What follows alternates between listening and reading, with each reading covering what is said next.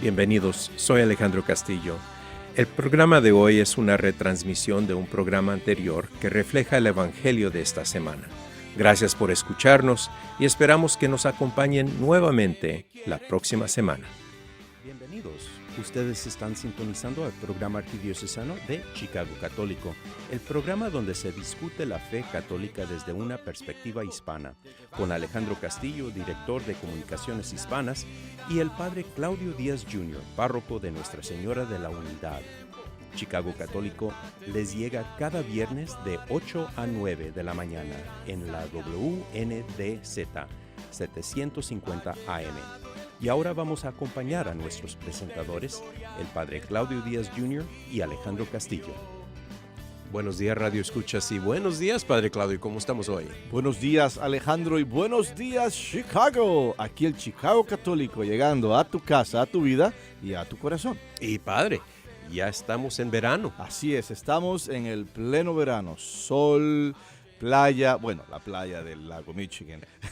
Bueno, es playa. Parques playa. parques de acuáticos, Ajá. todo eso en moda, ¿verdad? Fiestas al fresco, así que eso implica pues mucha actividad, y entre la actividad he visto muchos ciclistas. Tú sabes que han condicionado varias calles Sí. de la ciudad de Chicago, lo cual es bueno porque promueve el ciclismo, no hay tanta contaminación, etcétera, etcétera, etcétera.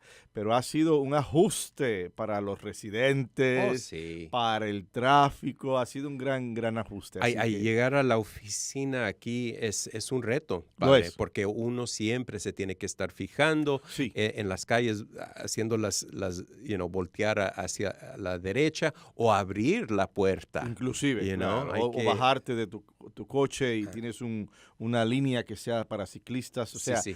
pero ahí va, Ahí va. la ciudad está viva, está contenta y hay mucha actividad aquí en la Padre, arquidiócesis. ¿qué hay de nuevo? De primera intención, me gustaría que mencionáramos, Alejandro, esta iniciativa por parte de la arquidiócesis de la Hora Católica, Misa y Más. Me encanta ese título.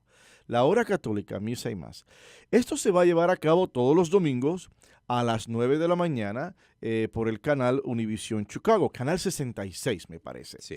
Y el propósito es, número uno, llevar la Eucaristía, el sagrado sacrificio de la Eucaristía televisado, teniendo pues una liturgia ya un poquito más holgada, ya un poquito con más tiempo, etcétera, ¿verdad? Porque la media hora no era suficiente tiempo, padre. 28.5 es minutos para Ya. hacer una misa, es un reto. Sí. Hay quien la haga y hay quien la disfrute. Ujú. Pero si queremos hacer las cosas con más calma y en propiedad, pues es un poco más que 28.5. Entonces, esta hora, ¿verdad? Misa y más, esta hora católica comienza quizás 40 minutos con misa, la Exacto. liturgia, la Sagrada Liturgia, y después van a haber unos anexos. Ujú. Pueden ser entrevistas, pueden ser pequeños conciertos, Ujú. pueden ser visitas a comunidades latinas de fe, pueden ser 20,000 cosas. ¿Ves? Noticias. Noticias, tan Ajá. sencillo como eso. Así que vamos a tomar ese espacio para Misa y Más, todos los domingos, Canal 66, a las 9 de la mañana. Y padre, para iniciar esta programación de la más, vamos a tener como invitado al padre Sergio Rivas. Qué El bien. padre Sergio Rivas es el párroco de Cristo Rey, la nueva parroquia que es Epifanía y el Buen Pastor. Correcto. En la Villita. Cristo Rey en la Villita. Sí, y nos va a hablar sobre algunos de los retos que ha tenido en organizar esa comunidad, pero también, todo lo bueno, Claro. lo que ha pasado. Y usted quizás le puede hacer algunas preguntas sobre eso, ¿verdad? Se pueden Claro. intercambiar ideas. Pero eso va a ser el más de Misa y Más para esta programación de este domingo. Este domingo. Otras cosas que se van a hacer, Alejandro, es que se van a extrapolar, se van a extender quizás ciertas homilías, Ujú. ¿ves? Y se van a presentar quizás con otra voz, con otro homilista, Ujú, ¿verdad? ujú. Ya sea sacerdote, otro sacerdote al de la misa, ya Ujú. sea diácono, diferente al de la misa y demás. Así que es una gran oportunidad, creo yo, para la arquidiócesis, para mantenernos pues conectados, ¿no? Con nuestra creencia como católicos y con la realidad que nos rodea. Y también, padre, para mí es otra oportunidad para presentar nuestros sacerdotes hispanos, Claro. ¿verdad? Porque hay una variedad de sacerdotes que nos van a echar la mano en celebrar la misa. Usted tiene esa oportunidad, Ese privilegio, sí, privilegio para ciertamente. poder celebrar la misa de vez en cuando. ¿Cada cuándo Por celebra lo la misa? regular, una vez al mes, una vez cada Ok, 6 semanas. qué bien, Por lo qué bien. regular, ya. Para mí es un honor tenerlo a usted como Gracias, Alejandro. el celebrante de una de nuestras misas, pero también hablando de esto de más para poder ofrecer más contenido católico Ujú. en la área secular. Que, dicho sea de paso, este domingo Ujú. yo soy el que presido sobre la misa Qué en bien. la Catedral de Santiago. Qué Sí, bien. sí, sí. Muy Excelente. linda la iglesia, la catedral, la iglesia de Santiago aquí en Chicago. Padre, quería pasar un poco sobre este evento que tuvimos el martes pasado aquí en la Arquidiócesis de Chicago. Es una iniciativa del Departamento de Comunicaciones, pero también de la oficina del Padre Sergio Rivas. Es una serie de presentadores específicamente para los jóvenes adultos profesionales. Muy bien. Como siempre hemos hablado aquí, la Iglesia Católica se enfoca en el ministerio, la pastoral migratoria, ¿verdad? Hay mucho Correcto. esfuerzo, mucha herramienta, recursos que las parroquias de la Arquidiócesis de Chicago esa es la misión de la Iglesia, ¿verdad? Seguro, claro. Trabajar con estos grupos más necesitados. Pero también de vez en cuando se nos olvidamos de que hay estos jóvenes que quizás acaban de recibir su maestría o su bachillerato y empiezan sus carreras profesionales. Para esto es esta iniciativa, para acompañarlos durante esos años donde quizás necesitan esa ayuda, ese acompañamiento. Y se tuvo la oportunidad, ¿no? Este pasado martes con el señor Rick Estrada, Ujú. CEO de Metropolitan Family Services. Y él compartió su vivencia y su historia desde la perspectiva de un latino, católico y profesional y con familia, Ujú. y cómo él tenía que manejar todos esos roles, ¿no? Ya que infortunadamente, uno de los retos y de los problemas con muchos jóvenes recién graduados o que acaban de comenzar a trabajar es que le dan tanto énfasis al trabajo, Ándele. Ujú. tanto énfasis a la familia, tanto énfasis que a veces descuidan, ya por diversas razones, situaciones, circunstancias, tienen que trabajar en domingo, a lo mejor una pobre catequesis en el Ujú. pasado donde no pudieron arraigarse más a su fe, 20 miles razones. Ujú, ujú, El punto es que dejan a un lado la cuestión de la fe. ujú. Y estas pláticas es una invitación, es Sí. un recordatorio, es una reafirmación para Ujú. esos jóvenes adultos que Dios está con ellos Exacto. y que padre. Dios tiene que ser parte de su existencia. Sí. Tú estuviste presente, Alejandro. ¿Cómo estuvo la experiencia? Estuvo de una maravilla, padre. Hubo casi 50 personas presentes. El señor Rick Estrada nos habló sobre el trabajo, sobre la familia y sobre la fe y cómo balancear todo eso. Y fue increíble la recepción que tuvo. Los comentarios fueron muy positivos. Entonces, vamos a tomar esta ocasión para poder planificar, analizar lo que sucedió y seguir adelante. Muy bien. Ujú. Hablando de formación, el Instituto de Liderazgo Pastoral, una institución dedicada a la formación laical y de futuros diáconos, está en colaboración en la formación de discípulos misioneros, está creando unas sesiones de información de este año 2023. Conozca nuestros programas de formación teológica, pastoral y espiritual. Sea parte activa de una iglesia que se renueva día a día con ella. El Instituto de Liderazgo Pastoral en la Universidad de St. Mary of the Lake de la Arquidiócesis de Chicago presenta varias sesiones de información. Será los martes a las 7 de la noche en la Universidad de Santa María del Lago, en Mundelein. Y las siguientes son las sesiones por el momento. Junio 27, julio 11 y 25, agosto 8. También el 27 de junio a las 7 de la noche en la parroquia del Sagrado Corazón de Jesús y Santa Eulalia, que queda en la 819 al norte de la avenida 16 en Melrose Park, en el Marion Hall, o sea, el sótano de la iglesia del Sagrado Corazón. Son oportunidades informativas para tener una visión más clara y más concreta de qué implica la formación y qué implica ser parte del liderazgo pastoral, que es del instituto, que es tan necesaria. La formación es ultra necesaria para todos, tanto para líderes, especialmente para los líderes, pero también para otras personas que simplemente quieran enriquecer sus vidas con el conocimiento de la iglesia que da el instituto. Ahora, si hay alguien interesado, Alejandro, ¿a dónde debe ir? Se pueden comunicar con el señor José Chávez al 847-837-4590, de nuevo 847-837-4590. También pueden enviarle un comunicado electrónico a jchavez@usml.edu y ahí pueden encontrar más información y hablar con el contacto. Perfecto. De la formación vamos al arte, ¿verdad? Vamos a la belleza estética. Y nuestra querida pastoral migratoria, siempre activa, siempre con algo en mente, les invita a talleres de arte. Estamos pensando de una forma muy especial a los jóvenes de la tercera edad. Ándele, padre. Ahí está.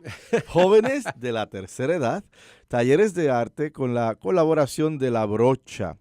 Le invitan a personas de corazones jóvenes, mayores de 60 años, ¿verdad? O más, al programa de arte, que es gratuito. Y se servirá café y pan. O sea, se alimenta el estómago con café y pan y se alimenta el espíritu con la noción de la estética y el arte. Y de esa forma, el viernes 7 de julio, de 8:30 de la mañana a 11:30 de la mañana en el sótano de la iglesia de San Gall. San Gall queda en la 5511 al sur de la Sawyer, de la calle Sawyer, aquí en Chicago.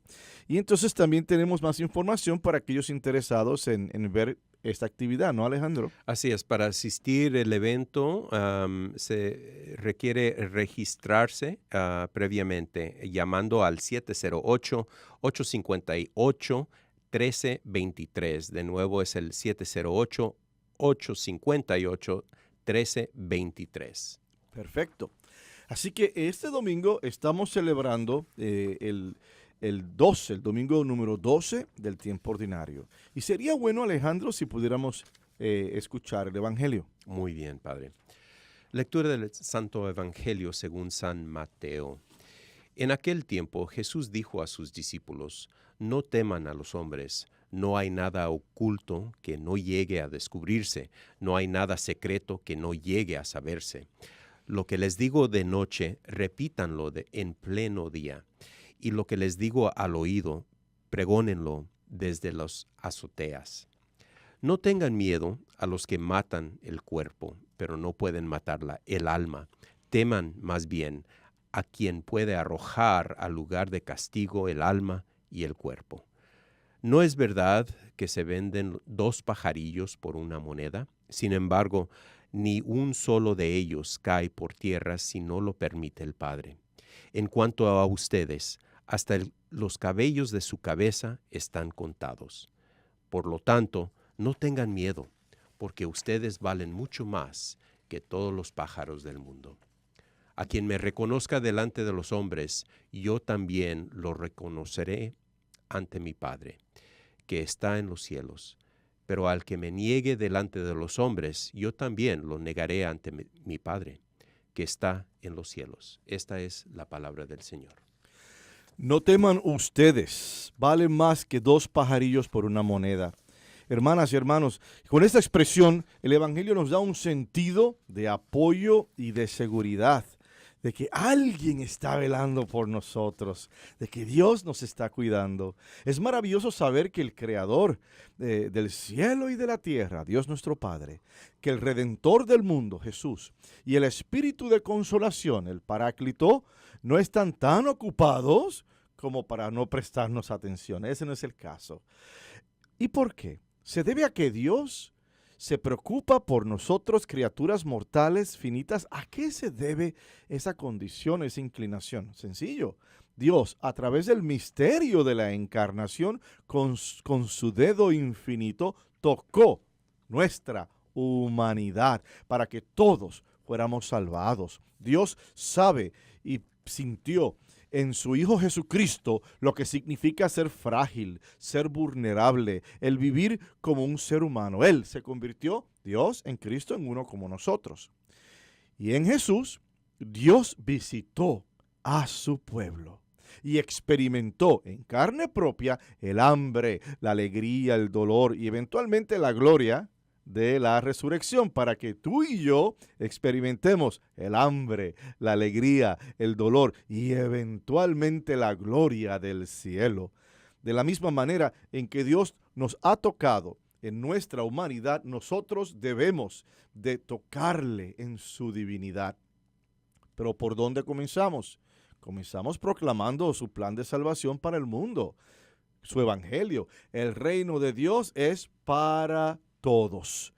Nos convertimos en mensajeros del plan divino de Dios en nuestras vidas y con nuestras vidas. Debemos de hacer una promesa de confianza y abandono al Señor. Si la palabra de Dios nos libera de nuestros temores y titubeos, entonces tenemos que orar por valor para poder sobrepasar nuestros miedos y profundizar, hermanas y hermanos, en nuestras convicciones. Recuerda, Chicago, que tú vales más que 2 pajarillos por una moneda. No temas, Dios es nuestra fuerza. Ustedes están sintonizando el programa arquidiocesano de Chicago Católico. Vamos a tomar una breve pausa y regresamos en un par de minutos.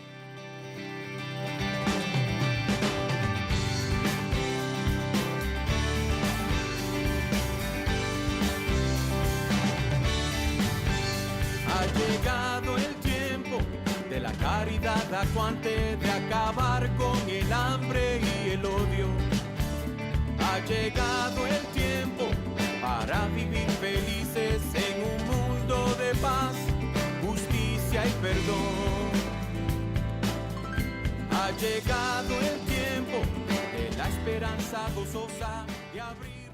El Ministerio de Cementerio es un ministerio central de nuestra fe católica unido a las obras de misericordia corporales. Es reconfortante saber que nuestros cementerios católicos están cuidando los restos de nuestros seres queridos que esperan la resurrección. Hay 45 cementerios católicos en la Arquidiócesis de Chicago dispuestos a ayudarlo en el momento de la pérdida. Llame al 708-449-6100 o visite catholiccemeterieschicago.org para asistencia. Cementerios Católicos, sirviendo a la comunidad católica desde 1837. Aquí ahora ha llegado el tiempo. Entreguen su vida, entreguen su vida, entreguen su vida. Si es que me quieren seguir.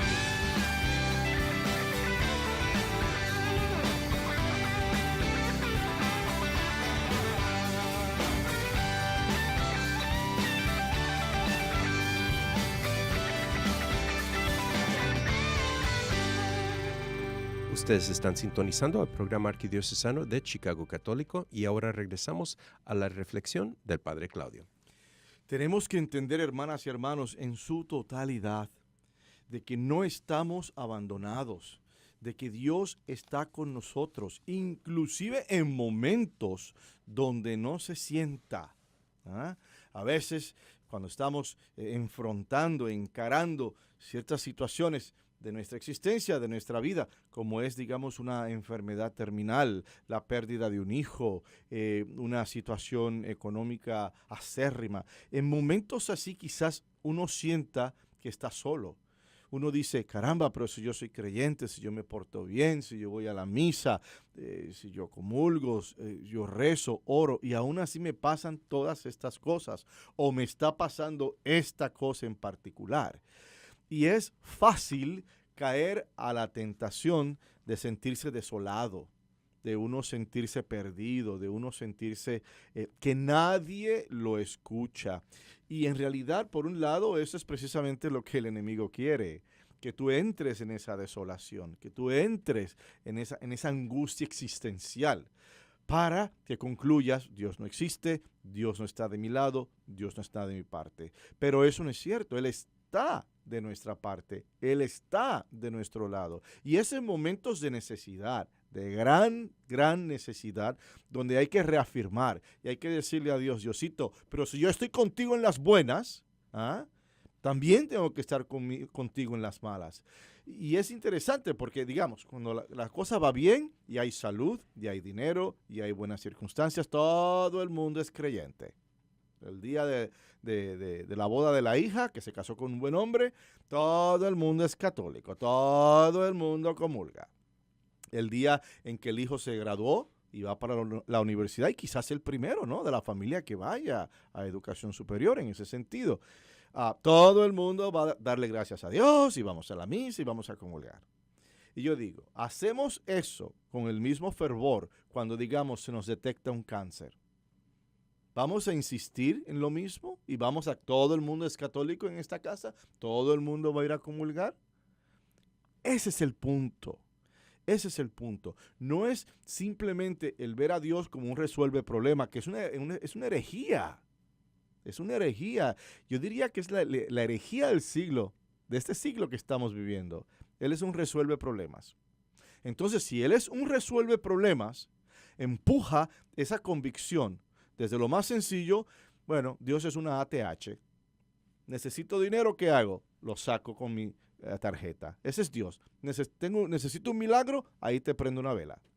En ese día nada más que lo necesito. Entonces, se puede convertir desde un Dios de ATH, ¿verdad?, a llevar un extremo. Entonces, eso quiere decir que si Dios va a corregir la injusticia política en este país, Jesús se convierte en un guerrillero y es de armas a tomar, porque Él es un resuelve problema. Me explico. Ahí está el detalle. Eso es una herejía y eso no es Dios. Y tampoco debería ser nuestra percepción. Dios está con nosotros siempre y para siempre. Dice la Escritura, hasta el final de los tiempos. Luego entonces es tener una visión clara de quién es Dios. Porque si tú sabes quién es Dios, tú te conoces a ti mismo y sabes quién eres. Luego entonces es indispensable que esa noción de que no estamos solos sea reafirmada y clarificada. Puesto que entendemos que a través del misterio de la encarnación que habíamos mencionado anteriormente, Dios se convierte en Cristo en uno como nosotros. Él sabe lo que es tener frío, Él sabe lo que es tener hambre, Él sabe lo que es tener decepción del género humano, que digan cuando lo acusan de borracho, cuando lo acusan de comelón, cuando lo acusan de estar con pecadores, y sabe Dios de qué más lo acusaron. Él pasó por todo eso y Él no se rajó, Él se mantuvo en su humanidad, tanto como en su divinidad, ciertamente. Y el punto es que Él es el modelo de fidelidad y hay que ser fiel a lo que creemos, no solamente en las situaciones fáciles, sino en todo momento. Y no tener temor, no tener miedo. Dice la Escritura que no tengan miedo. Cuando estamos en una relación, por ejemplo, disfuncional, y estamos con un matrimonio disfuncional o con una amistad disfuncional, no tengas miedo, porque si tienes miedo, le vas a seguir con la disfunción. Si tienes miedo, vas a continuar ya sea con el abuso que haya, ya sea con la manipulación que haya, ya sea con los cambios de la otra persona sobre ti. Y eso es tener miedo. Y el miedo no es de Dios. Hay dos diferentes de temores. Primero, temor a Dios. ¿Qué es temor a Dios? Temor a Dios, y viene de la Biblia, quiere decir que por respeto a Dios, para no herirlo, para no mortificarlo, yo no voy a hacer eso. ¿Ves? Ese es el temor a Dios bíblico. Temor a Dios bíblico. Para no mortificar a mi Dios, voy a hacer las cosas como se deben de hacer. Ese es el temor a Dios bíblico y moral. Pero está el otro, que es el miedo. El miedo. Y el miedo nunca funciona. El miedo nunca funciona porque por un lado u otro eso explota y revienta y crea situaciones disfuncionales, situaciones que no dan vida sino que la quitan, situaciones que no dan luz sino oscuridad. Ese es el miedo. Y para mí el miedo en su forma clásica lo hizo el enemigo para cortarle las alas a los hijos de Dios, para que ellos puedan hacer decisiones correctas. Así que no tengan miedo, dice la Escritura. Luego entonces, hermanas y hermanos, no tenemos miedo, ni cuando estamos en medio de una crisis matrimonial, ni cuando estamos en medio de una crisis de salud, no hay miedo, ni cuando estamos en medio de una dificultad económica, no hay miedo.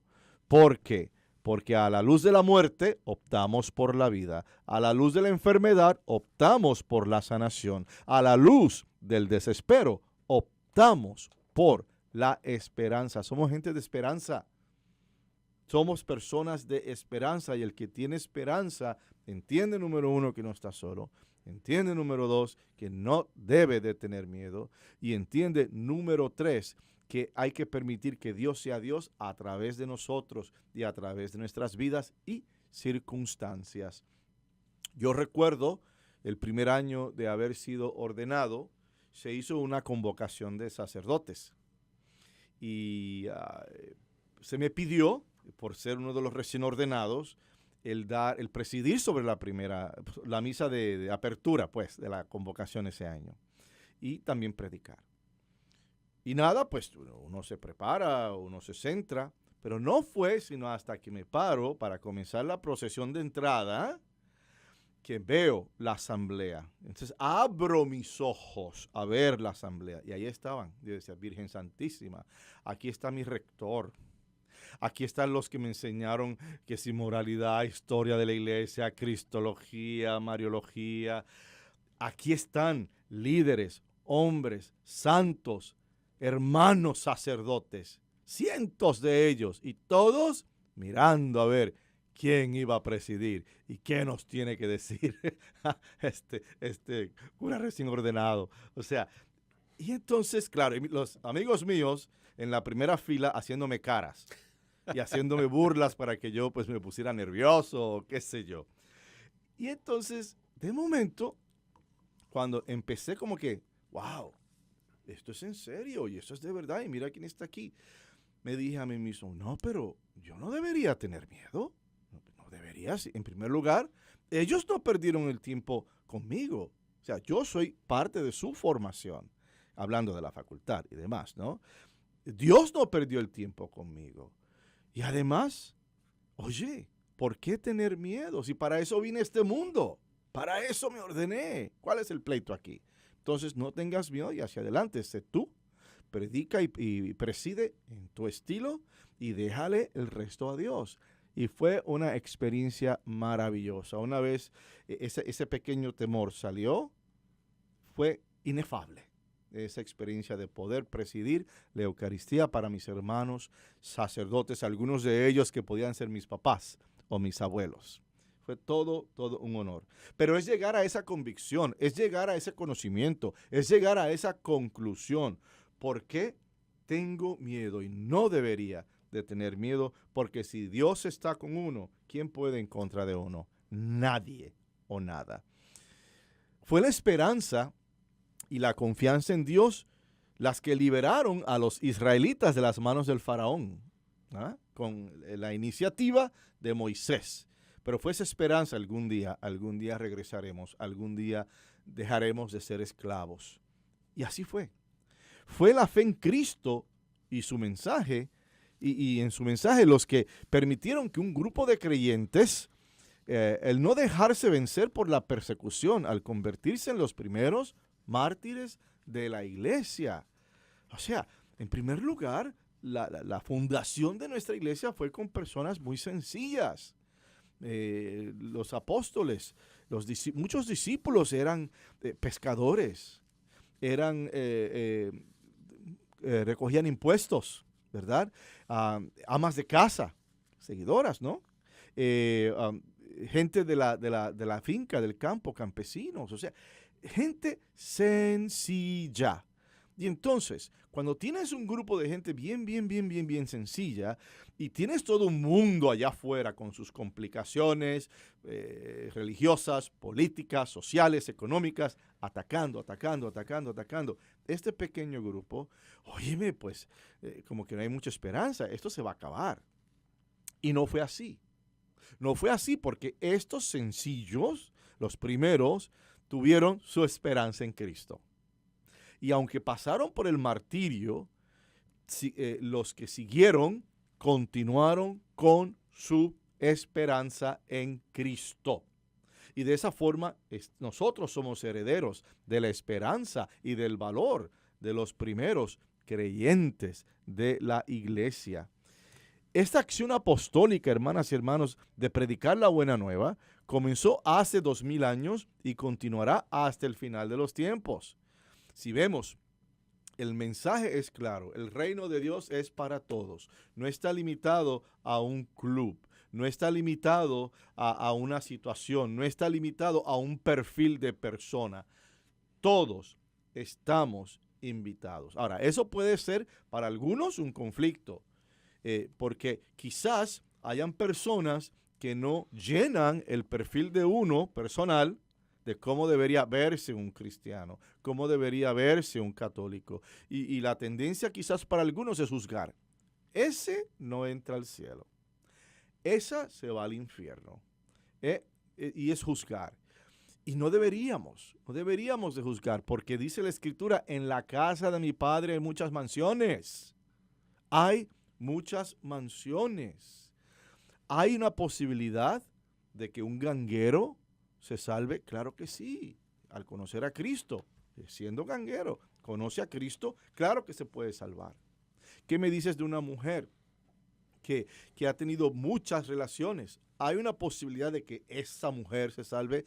Sí, conociendo a Cristo hay una gran posibilidad. Luego entonces, en la casa de mi Padre hay muchas mansiones y no deberíamos juzgar al prójimo, al contrario, deberíamos o tratar de entenderlo, ¿verdad?, si es que se puede, o simplemente darle las herramientas y el apoyo para que se sienta amado por Dios. Porque este es un gran problema. En ocasiones, digamos, vemos a una persona, un hijo, un nieto, que te confiesa que es homosexual.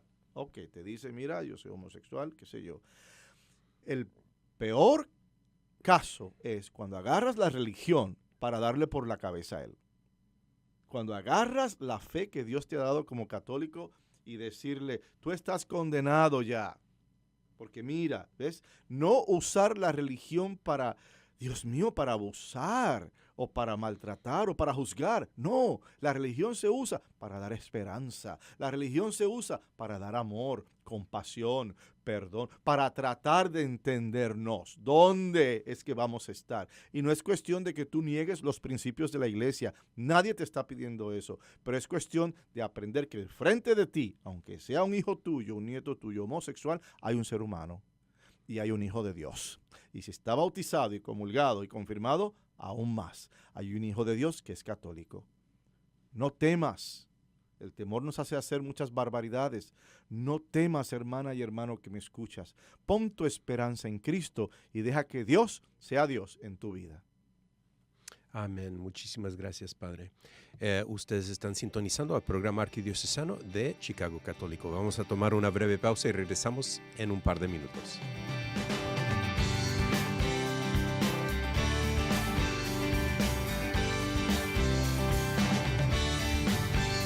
Ha llegado el tiempo de la caridad acuante de acabar con el hambre y el odio. Ha llegado el tiempo para vivir felices en un mundo de paz, justicia y perdón. Ha llegado el tiempo de la esperanza gozosa de abrir nuestras plazas a los niños. Ha llegado el tiempo de cambiar los lamentos en cantos de vida, en gritos de amor, en cantos de vida, en gritos de amor. Ha llegado.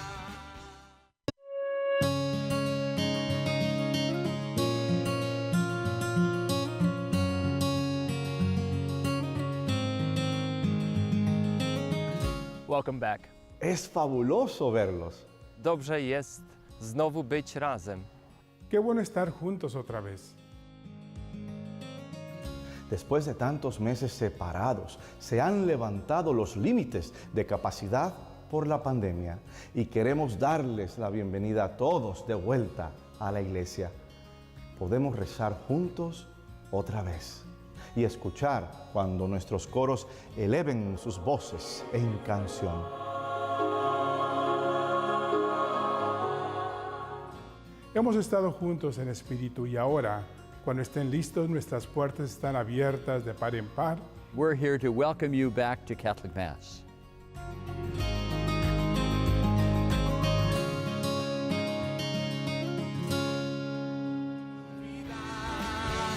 Ha llegado el tiempo, nos dice Jesús.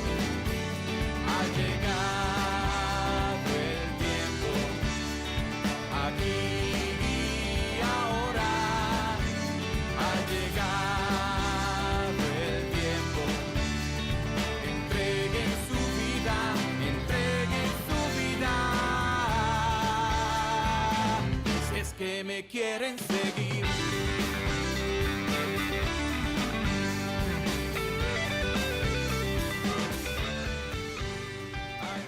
Estamos aquí con el Padre Sergio Rivas, párroco de la parroquia Cristo Rey en La Villita. Bienvenido, Padre. Padre Sergio, bienvenido. Muchísimas a gracias, su Padre programa. Fabio. Y el Padre Sergio está representando a la comunidad de Cristo Rey en La Villita, que entiende dos comunidades anteriores, ¿verdad? Y ellas son... Epifanía y Buen Pastor, son las parroquias de Epifanía y Buen Pastor. Exactamente. Y es importantísimo que la llamemos por su nombre, ¿verdad? Cristo Rey en La Villita. Eso le da un sentido, pues, de identidad católica, ciertamente, pero también de identidad local, ¿no? De las personas del vecindario. Padre Sergio, díganos, ¿qué ha significado para sus feligreses de El Buen Pastor y de Epifanía la fusión en una parroquia, la Iglesia de Cristo Rey en La Villita? ¿Cómo fue ese proceso y dónde estamos en este momento? Pues tenemos que reconocer que es un proceso largo y doloroso, pero necesario. Y teniendo en cuenta esas dos cosas, también yo creo que estamos entrando en un proceso de transición en el que entendemos esta fusión, esta unificación como una vocación, como un llamado del Señor. Una de las cosas con las que hablo con mis feligreses es acerca de los hechos de los apóstoles, cómo las comunidades cristianas que nacieron en la cuna del cristianismo fueron comunidades que comenzaron a compartir todo lo que tenían y que comenzaron a dar testimonio en el amor y en la unidad que tenían. Entonces, la idea es que nosotros, dos comunidades diferentes, con historias increíbles diferentes, se junten y digan, podemos volver a nuestras raíces y podemos volver a ser como los cristianos de los hechos de los apóstoles, compartiendo todo lo que tenemos en común y dando testimonio de nuestra fe por medio del amor que nos tenemos los unos a los otros. Entonces, es una vocación, ¿es cierto? Claro. Es un llamado que el Señor nos está haciendo ahorita, no solamente a nuestras comunidades, sino a comunidades en toda la arquidiócesis. Así es. Pero si no la entendemos como una vocación, entonces se convierte en un problema, ¿no? Claro. Padre, ¿en qué etapa está la unificación de la parroquia? Técnicamente la parroquia está unificada desde hace 2 años, ¿cierto? Pero ha sido un proceso lento. El primer año nos tomó un tiempo, yo llegué hace 1 año, apenas comencé 1 año. Y la unificación operacional está completa, ¿cierto? La parroquia funciona desde la perspectiva operativa como una parroquia, ¿cierto? El presupuesto, los edificios, todo está ya unificado, ¿cierto? Ahorita estamos en el proceso de sentirnos uno como comunidad, que es un proceso que toma años y que es algo natural, ¿cierto? Pero entonces, y lo importante es despertar en cada uno de los miembros de la parroquia ese deseo de evangelizar. ¿Cierto? Como le decía ahorita, lo de la vocación es muy importante, porque esto es un llamado del Señor a que nos convertamos en evangelizadores. Entonces esto va a tomar años, pero vamos muy buen camino. Las personas están muy abiertas. Yo creo que las personas entienden la realidad de la arquidiócesis y de la Iglesia Católica en Estados Unidos, la necesidad de sacerdotes, los problemas económicos, ¿cierto? La disminución de personas que van a la misa. Entonces entendemos esas realidades y estamos trabajando para realmente transformarlas desde dentro y comenzar a crear una nueva realidad. Disculpe, ¿usted es párroco? ¿Tiene asociados? Tengo un asociado, el padre René Mena, que me ayuda en la parroquia y es una ayuda invaluable. Claro, claro. Padre, estamos contentísimos porque la semana pasada los obispos de los Estados Unidos aprobaron abrumadoramente, ¿verdad?, el nuevo plan pastoral nacional para abordar las necesidades pastorales de los católicos hispanos. Padre, cuéntenos un poquito sobre ese plan y por qué es importante para nuestra comunidad católica hispana. Claro que sí. El plan pastoral para la comunidad hispana, el plan pastoral nacional para la comunidad hispana, nació de las reflexiones que los obispos escucharon del Quinto Encuentro. ¿Se acuerda? Hace años comenzamos este proceso del Quinto Encuentro, que básicamente acumuló las reacciones, las contribuciones de 500,000 de católicos latinos en Estados Unidos. Wow. Y estas contribuciones determinaron que claramente habían 10 necesidades básicas en las comunidades latinas. Enfocarse en las familias, en la juventud, en los inmigrantes, en la integración cultural. Y 10 de esas, ¿cierto? Y los obispos decidieron, bueno, no nos vamos a quedar con estas conclusiones, necesitamos hacer algo acerca de esto. Y crearon este plan, la Oficina para Diversidad Cultural de la Conferencia de Obispos. Tiene una oficina específicamente para asuntos latinos y trabajaron con ellos para crear un plan. El plan realmente es un derrotero con el que diócesis, regiones, parroquias pueden crear su propio plan. Y esa es ¿cierto?, la hermosura del plan que los obispos ofrecen, que ofrecen un montón de herramientas y una estructura para que cada párroco pueda crear su plan trabajando con las comunidades latinas, ¿cierto? Para parroquias como la mía, en el que la mayoría son latinos, pues es algo que a veces como dice, sí necesitamos algo, pero también hay parroquias que apenas están integrando o comunidades a las que los latinos apenas están entrando. Entonces los párrocos se preguntan, ¿qué voy a hacer? ¿Cómo les puedo servir? Hay que leerse el documento porque hay muchos material ahí para El documento es de 66 páginas más o menos. Creo, no sé si ha tenido la oportunidad de leerlo en su totalidad, pero nos podría compartir algunos ejemplos concretos que quizás un párroco o una comunidad de fe puede implementar. Uh-huh. Sí, entonces, o sea, una de las cosas que me gusta del plan, el plan completo tiene unas 40 y algo páginas, ¿cierto? Después el resto son apéndices. El apéndice A es muy interesante porque el apéndice A ofrece como una perspectiva de, ok, ¿qué tipo de comunidad en qué tipo de comunidad estoy, ¿cierto? Es una comunidad que apenas tiene algunas personas hispanas que apenas están entrando al barrio y ¿qué hago con ellas?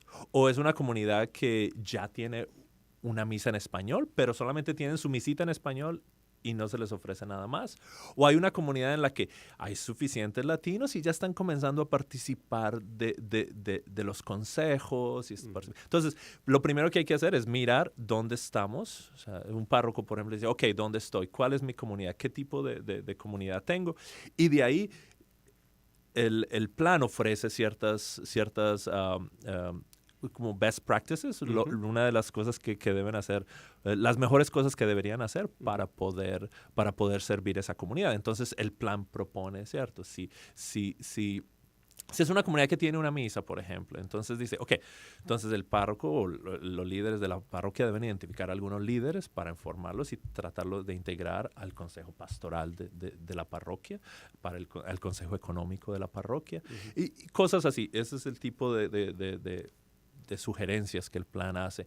Y al final es para terminar con un ministerio hispano donde todo esté integrado, ¿cierto? Una arquidiócesis como la de Chicago, con tantos hispanos, pues es una arquidiócesis en la que cada empleado debe tener competencias culturales para trabajar con latinos, Yo ¿cierto? siempre he dicho eso y ¿Cierto? lo hemos comentado aquí en este Entonces, programa. y es lo que sugiere el plan. El plan dice, ¿cierto? Entonces llega un momento en que la comunidad, que cada empleado de la diócesis o la arquidiócesis tiene que tener las competencias culturales para trabajar con... Y aquí en Chicago, pues, o sea, no solamente somos los latinos, también están los polacos, que es una comunidad grande que habla su propio idioma en bastantes sectores, ¿cierto? Entonces, ¿cómo ayudar a la arquidiócesis o las diócesis a que miren cómo pueden avanzar en su integración de la comunidad hispana? Y como les digo, este plan no necesariamente sirve para la comunidad hispana. Otras comunidades podrían usarlo muy bien para ver cómo trabajar juntos. Yo me imagino que en California, donde hay varios segmentos de comunidades vietnamitas o filipinas, sería muy interesante que ellos mismos también miraran este plan para ver cómo integrar. ¿Y este plan está disponible en el sitio web de los obispos católicos? La verdad, en este momento no sé si está en ese. Apenas se aprobó el viernes pasado, o sea, tiene una semana. Yo sé que están trabajando en la traducción porque solamente está en inglés y la traducción vendrá en 1 o 2 semanas. Sé que el documento está circulando y en mi posición como coordinador del Consejo Hispano, lo voy a comenzar a compartir. Tuvimos una reunión de líderes latinos de todas las diócesis de Illinois la semana pasada, la tuvimos en la diócesis de Peoria, y voy a comenzar a compartir ese plan, pero oficialmente todavía yo creo que están terminando. Después de que yo no sé cómo funcionan las cosas en la conferencia de obispos y después de que el documento es aprobado, no sé qué tipo de proceso va hasta que el documento es presentado oficialmente. Yo sé que se va a presentar oficialmente en Houston en octubre. Del 10 al 13 va a haber una reunión en la que la Oficina de Asuntos Latinos la va a comenzar a presentar a los líderes latinos y a los coordinadores y directores de ministerios hispanos en todo el país. Muy bien. Por lo menos lo vamos a invitar de nuevo después de esa conferencia para que nos pueda compartir más información. Claro, sobre y eso. sería interesante también, padre, el traer ese mismo concepto de explicar el plan pastoral, digamos, a los sacerdotes de la arquidiócesis de Chicago, especialmente latinos y los que trabajan con la comunidad latina en un momento, ¿no?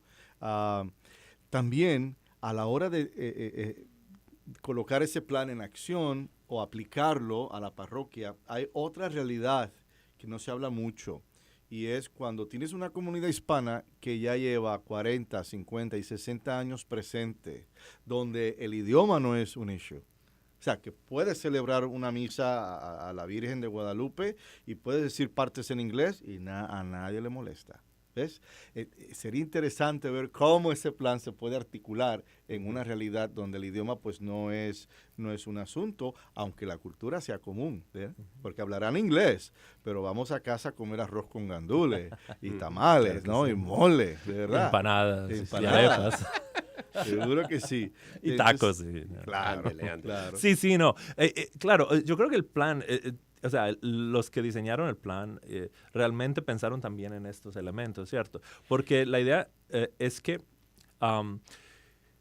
el problema no solamente es que nos podamos entender en términos del lenguaje, sino que podamos, ¿cierto?, honrar nuestras culturas, nuestras tradiciones, que es algo que el papado de Francisco ha insistido mucho, ¿cierto? No podemos olvidar nuestras tradiciones, nuestra religiosidad popular, que en la comunidad latina es tan grande. Claro. Y a pesar de que seamos completamente bilingües o que incluso ni siquiera entendamos español, nuestra cultura es latina Así y es. los elementos de nuestra fe tienen todas esas raíces de religiosidad popular en Latinoamérica que necesitamos honrar, que nos ayudan. Una cosa que quiero mencionar es los obispos utilizan un término muy interesante. Ellos dicen la presencia evangelizadora de la comunidad latina, la presencia evangelizadora. Y lo que me llama la atención de esa expresión es que básicamente lo que está diciendo es que el hecho de que estemos aquí y que estemos yendo a misa, que existamos como católicos en Estados Unidos, ya en sí mismo es evangelización. Así es. ¿Cierto? O sea, entonces, me encanta que los obispos hayan podido reconocer eso, que nuestra presencia, sin necesidad de que siquiera abramos la boca, está siendo es una presencia evangelizadora, algo que llama y que llama a la conversión, que llama a la cercanía a Jesucristo, ¿cierto? Entonces, Así es, así es. Padre, una de las tareas que usted tiene entre varias es ser un promotor de marchas de paz en su anterior parroquia y ahora en la Villita. ¿Y le han comunicado alguna preocupación por la violencia de armas de fuego? ¿Cuál ha sido la reacción de la asamblea y de la comunidad a la luz de esto? sí, obviamente, en la comunidad anterior estábamos trabajando especialmente con madres que habían experimentado la pérdida de sus hijos. Hicimos no solamente una marcha, sino caminamos con ellas no solamente para, es que ni siquiera es para para ayudarles a ellas. Ellas nos ayudan a nosotros a entender la violencia, a hablar sobre la violencia, a proteger a los jóvenes de la violencia. Es increíble. Esas madres que han perdido un hijo, que probablemente es el dolor más grande que alguien pueda sentir, encuentran que su dolor se convierte en un instrumento de sanación para ellos y para otros. Entonces, con eso comenzamos cuando estaba en la otra parroquia en el norte de la ciudad, en Santa Genoveva y San Estanislao. Ahora, en la comunidad en la que vivo, es una comunidad también marcada por la violencia. Y me acuerdo el primer día que llegué, ¿cierto?, a cuadra y media de la parroquia, asesinaron a una niña de 15 años, ¿no? A veces me da la impresión de que es una realidad a la que nos hemos acostumbrado, ¿cierto? Y crear un poquito como de malestar. Es necesario que desde el púlpito nosotros los sacerdotes creemos el malestar, que no nos acostumbremos a ver las estadísticas o a reconocer, sí, mataron a alguien aquí, mataron a alguien allá, ¿cierto? ¿Qué podemos hacer? Y hasta ahora técnicamente no tenemos ningún plan para trabajar eso en mi parroquia, pero sí hemos estado hablando con las otras parroquias de la Villita y necesitamos trabajar en ese. No solamente a nivel católico, también tenemos la coalición de iglesias en toda la Villita que no son necesariamente católicas y también nos reunimos una vez al mes. Y una de las cosas de las que hablamos es acerca de esto, de estar seguros de que la gente no se acostumbre a la violencia y a la muerte, que no es algo a lo que tenemos que acostumbrarnos. Por el contrario, siempre nos tiene que doler y siempre tenemos que trabajar y hacer algo por eso. Y esa es la tentación más fácil cuando tienes, digamos, una historia por decir, de gangas en ciertas partes de la ciudad, ¿no? Y entonces hay otra balacera, hay otro encuentro violento. Ok, o sea, es el pan nuestro de cada día. Y ese es el error y la tentación más fácil. Por eso es que es siempre decir, y siempre, como usted lo puso, no te acostumbres a la violencia, no te acostumbres al dolor, porque entonces se torna en indiferencia. Y si Cristo hizo algo, no fue ser indiferente, al contrario, hacer algo por cambiar la situación. Padre, solamente nos quedan unos cuantos minutitos. Me gustaría hablar sobre este evento que, pues, usted y yo tuvimos el honor de tener algunos jóvenes adultos profesionales para celebrarlos y les ofrecimos una persona que les dio una charla para inspirarlos. Háblanos un poco sobre su experiencia. ¿Qué impacto tuvo para usted? Obviamente era la primera que teníamos, espero que de muchas. Y la idea es, primero que todo, ofrecerle a los jóvenes adultos, particularmente a los profesionales en este caso, que latinos, modelos que puedan acercarse y escuchar, ¿cierto? Y compartir una comida con alguien que ha trabajado mucho y que ha tenido éxito con su vida profesional y su vida de fe. Esta vez comenzamos, yo creo que abrimos con las puertas abiertas, pero como no sé qué expresión utilizar, con broche de oro, estos eventos. Rick Estrada hizo un trabajo increíble, y una de las cosas que me llamó la atención fue que, cierto, después de que tú lo presentaste y hiciste un trabajo increíble presentando todos los éxitos, todo lo que ha hecho, él comienza a dar su propia biografía, pero desde una perspectiva diferente, ¿cierto? Sí. Lo que no escuchamos. Eso es lo que me encantó. Es increíble, porque me dice, ok, cierto, viví en un basement, ¿cierto? Tuve dificultades, ¿cierto? La familia tuvo dificultades para alimentarse, ¿cierto? Unas cosas que uno no se imagina y que muchos de nuestros jóvenes experimentan. Entonces, cuando uno ve a una persona exitosa, que ha hecho cosas increíbles con su propia vida, pero que ha pasado por las mismas cosas que la mayoría de nuestros jóvenes pasa, dice, ok, yo también puedo. Exacto. Esto no es solamente para gente afortunada que vivió en esta parte de la ciudad o que no. Cualquier persona, por pobre que sea, así tenga pocas posibilidades de estudio, puede acceder al éxito, ¿cierto? Y el éxito no le va a quitar la fe, ¿cierto? Porque ese es otro elemento que él trajo, ¿cierto? Su éxito no le hace olvidar de que es una persona de fe, de que ama a Dios, de que tiene que poner al servicio todos estos dones, y que ve todo lo que le ha pasado a él como un regalo de Dios. A pesar de que él ha trabajado mucho, ve esas dos perspectivas. Lo he hecho yo, pero también Dios lo ha hecho por mí, y esto lo pongo al servicio de los demás. Entonces, fue interesante. Uno de los conceptos que él habló era el síndrome de ser impostor.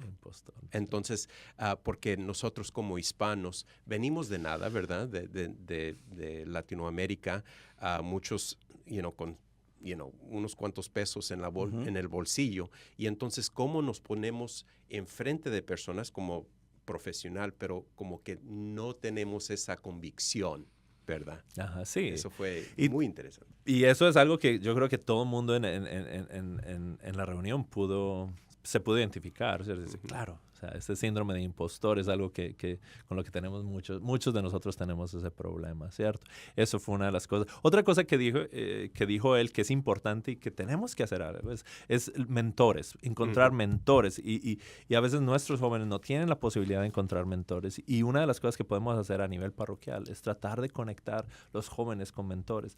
Muchos de nuestros jóvenes comienzan college, comienzan la universidad y no la terminan. Los latinos somos los que más dejamos la universidad. Y parte del problema es que no tenemos mentores, no tenemos alguien que nos ayude, camine con nosotros y nos dé buen consejo y nos dé buenas ideas de cómo enfrentar nuestra situación de estudio, trabajo, todas las cosas, ¿cierto? Entonces, claro. Padre Sergio Rivas, párroco de Cristo Rey en La Villita, muchísimas gracias por estar aquí con nosotros. Gracias por invitarme. Mil gracias, Padre, siempre bienvenido. Bienvenido a este su programa. Alejandro, de lo bueno se da poco. Por lo pronto, vayan a la iglesia, vayan a la Santa Misa y les decimos chao. Ha llegado el tiempo de la caridad acuante, de acabar con el hambre y el odio. Ha llegado el tiempo para vivir felices en un mundo de paz, justicia y perdón. Ustedes han escuchado al programa arquidiocesano de Chicago Católico, llegando a toda la área metropolitana de Chicago cada viernes de 8 a 9 de la mañana en la WNDZ 750 AM. Hasta la próxima vez y que Dios los bendiga. En gritos de amor, en cantos de vida, en gritos de amor. Ha llegado el tiempo, entreguen su vida.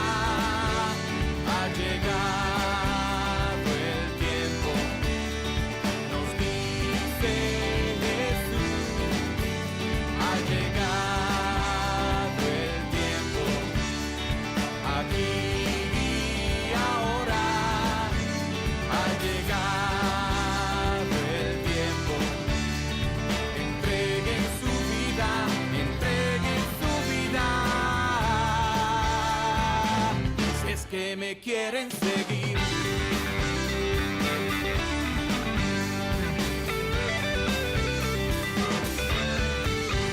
Ha llegado el tiempo de llevar la fe a la vida, de llevar la vida a los ritos.